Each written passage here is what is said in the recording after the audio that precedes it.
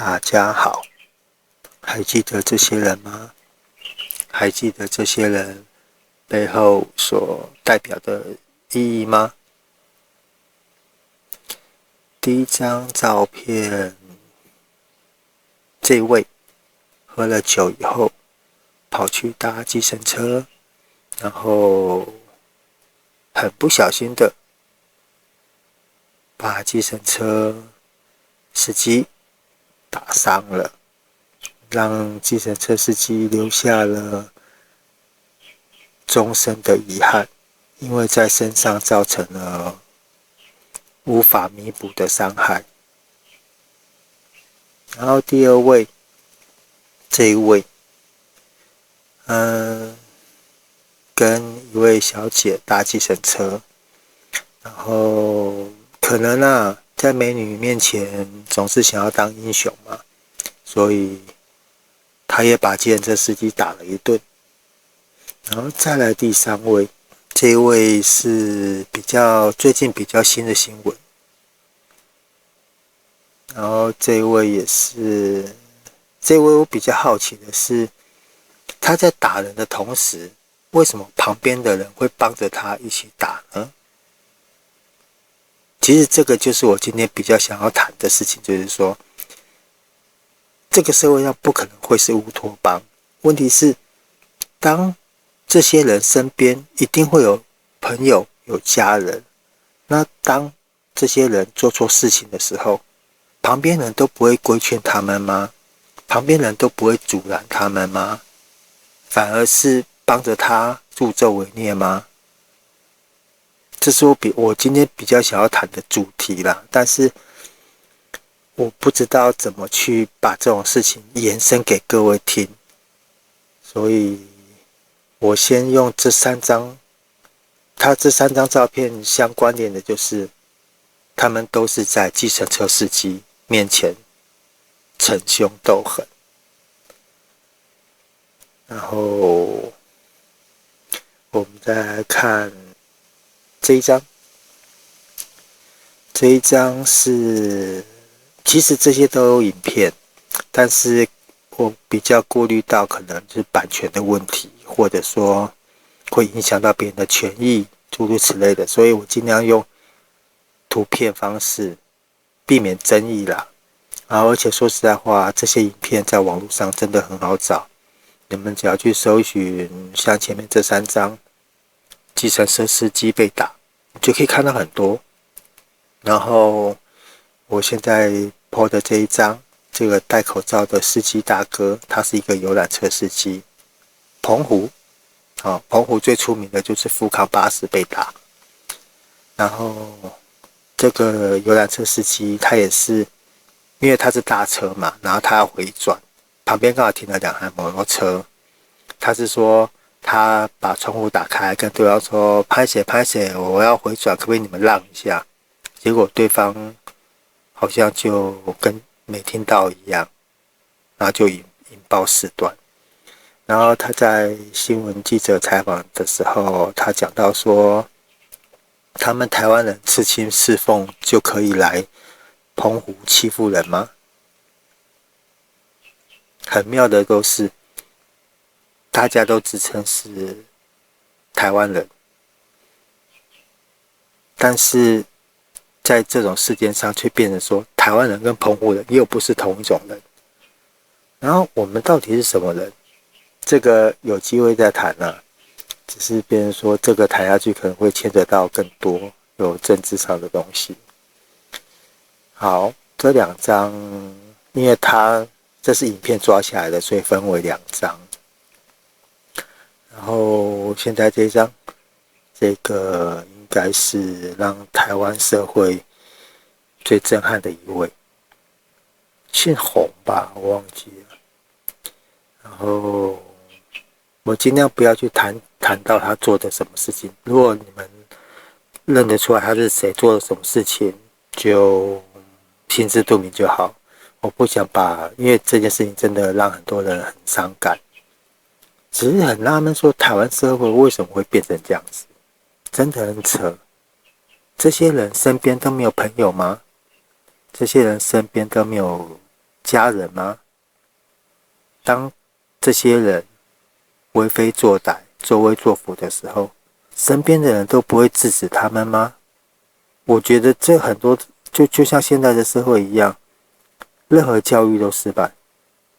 从小的教育、学校教育、家庭教育、社会教育全部都失败，很多啦，我也不想说讲得太明，等一下又惹事上身。好，这个姓洪的完了以后，其实这个是我比较想要谈的啦。石原阿嬷，这个台湾还是有很多人在努力的为善，而且他们并不会打着什么旗帜啊、什么团体，他们就默默行善。好，问题来了，默默行善，但是很多人就是这样讲好了。台湾人最出名的是什么？排队。台湾人的排队登上了世界媒体，然后诈骗，全世界公认最会诈骗的就是台湾人。或许啦，有青出于蓝而胜于蓝，但是不要忘了，起头还是台湾人搞起来的。像石原阿嬷这一张，我会 po 这个，主要是因为我必须证明我不是在蹭流量，因为刚刚那些照片里面有一张是最近才发生的事情，然后不希望各位误会说，哦，你看社会新闻出了什么你就报什么，就在蹭流量。我是最讨厌蹭流量的。然后这一张17年，然后这个是吴念真导演的以前的一个节目啦，然后从里面截取下来的。这个影片我是放在我的脸书，然后当时会放是因为石原阿嬷不在了，庄女士不在了，庄阿嬷走了，然后那时候政府说要把阿嬷的形象放到10元硬币上，就如同大家对她的昵称石原阿嬷。问题是我不懂一个默默行善，想办法让一些贫困的人能吃一顿好饭的人，给大家的影响力，给大家的感触就是把它放到10块上面去，把10块上面的那个奖功换掉，变成石原阿嬷。我其实很多举动真的是，我觉得啦，都是太政治化了。哦，就刚好出了这件事情，哦，就顺便把蒋公的那个蒋中正的那个10元铜板把它换掉。哦，他没有可以去中。讲难听点啦，如果真的要去中的话，先去翻翻家谱，好不好？翻动一下历史。台湾可能绝大多数啊，80%-90%全部都是从中国大陆移民过来的。好，下一张，这一张也是石原阿嬷，但是这一张我是在18年 po 的。其实，在15年阿嬷刚走的时候 po 了一篇文啊，然后我突然找不到，可能是书前一阵子都会因为你的可能影片或者背景声音有什么版权的东西，它会强制把你删除掉，所以有可能我最早 po 的那篇文就不见了。所以我能找到就是关于石原阿嬷的，就是这2张。我15年 po 过一次，那时候阿嬷走了。然后17年的时候就是上一张，那一张就是我说的是那个10元铜板的事情。然后我会再 po 这一篇文，就是因为云林，听说云林虎尾大学科技大学吧，那边有一个类似跟石原阿嬷一样的好心阿嬷，她也是在做就是卖一些很便宜的餐饮给贫困的人或者说清寒的学生吃。然后我先把那个 po 过去好了。这一张云林阿嬷，然后这里面这段新闻网络找得到啦，有兴趣的大家可以去看一看。然后主要是里面有一段话，他就是说哇，太多了，20块太划算了。问题是当你们吃到这种这么便宜的东西的时候，而且你们都知道云林阿嬷、云林婆婆她也是，她每卖一碗她就是亏钱，她每卖一碗就是了钱。那有没有人你们能力够，然后又喜欢阿嬷的味道，然后你吃了20块，你会不会丢80块？没有，我相信可能就算有啦，那个几率它就是真的很少。因为在石原阿嬷的采访中，云林婆婆的这个采访中，他们都有说到，他们就是一直在赔钱，一直在赔钱，甚至在石原阿嬷那边有人开着宾士车，而且他是应该算是盐埕区那边算蛮有名的有钱人啦，开着宾士车去石原阿嬷那边吃饭，他真的就吃多少给多少，他从来不会说哦阿嬷我很喜欢你的口味，然后吃完以后丢个2万3万补贴一下阿嬷，没有，真的没有。那人性为什么要这样子呢？我就不懂。像这边太多了，20块太划算了。你明明你自己都知道，你吃到的这个东西绝对不止20块，那你为什么不能多拿一点点出来呢？云林婆婆一个月要亏10几万耶，那你们这些去吃的人，真的，如果你的收入或家庭环境不好，因为阿嬷这2位阿嬷的用意就是要让这些人能够吃一顿好饭。你们真的不行，你们就是吃多少给多少就好了。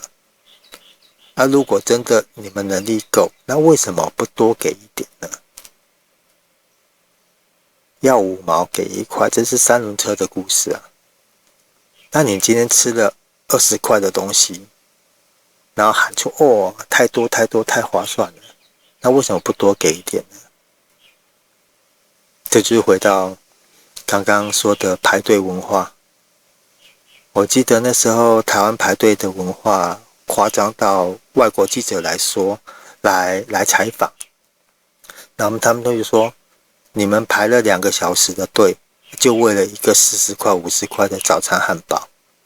那时薪1个小时都已经150、160了，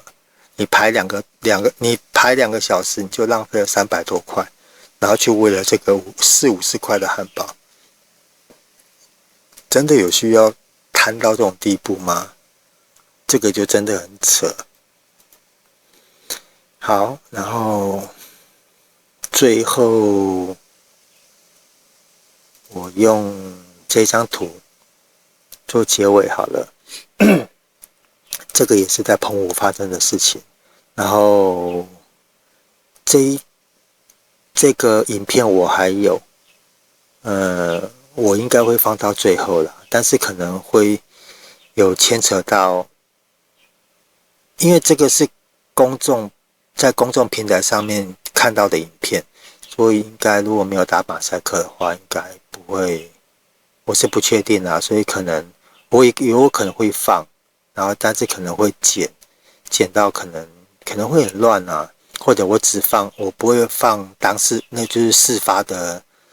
过程，因为那个嘴脸看了真的就很讨厌，我可能就是只剪后面这位当地的里长，然后我可能会以他事后的采访，因为他也有讲到整件事情的来龙去脉啦，所以我可能会如果有放影片的话，就是以这位里长的解说做结尾。然后这个就是我主要是还是一样，我会放图片，放我当初在脸书 po 的我的图片，就是我只是想证明用脸书给我印上去的日期，这个做证明，我没有，而且很巧，又是今天，我没有在蹭流量，只是我希望今天公祭，明天忘记，这个真的不要发生。今天公祭，我们永远要记得这件事情带来的影响。好好做人真的没这么困难。这个世界所有的问题都是人引起的，而且这些事情只有人可以解决。每个人好好做好自己，多替别人想一下，搞清楚，我们都只是人，我们不是神。